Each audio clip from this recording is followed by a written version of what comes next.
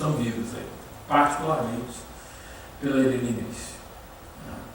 Então, de alguma maneira, eles aí realmente inserem no momento imediatamente anterior e tudo que ele carregava junto para fazer uma ampla reflexão sobre o fim de uma era. Mas que era foi essa e se o Rio de Janeiro estava ali no centro dessa era, qual era o seu sentido, a sua imagem, ou mais do que isso, qual era a ideia que perpassava o que é aparentemente ou tão somente uma cidade? O Rio de Janeiro nunca foi Rio de Janeiro.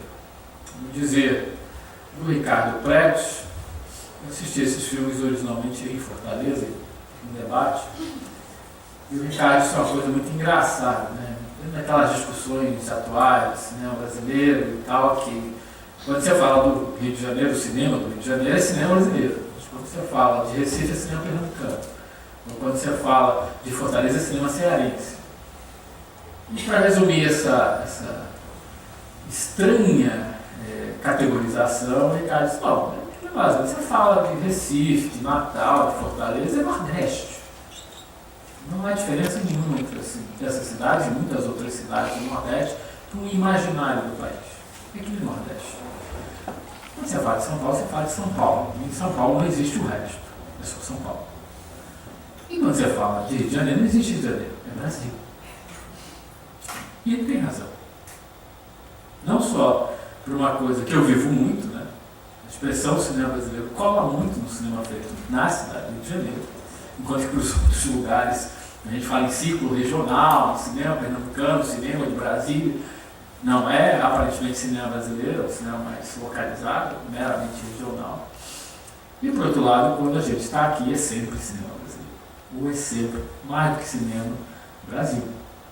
E nesse sentido, de fato, aquela geração de artistas, de uma maneira geral, não só de artistas, tem um conjunto de pensadores, que vem ou do samba, ou da arquitetura, ou da escultura, ou da pintura, ou do cinema bem menos, incrivelmente menos.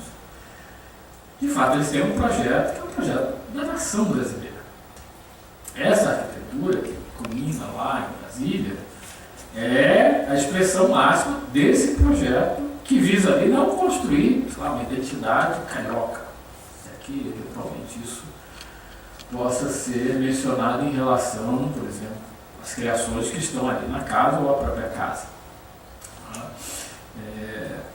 E de outro lado, se não é carioca, de fato é a constituição de uma ideia que procura aparentemente subsumir características, propriedades, possibilidades que um espaço como o Rio de Janeiro oferecia a certa altura, subsumisse isso numa ideia maior, que é a ideia do próprio Brasil.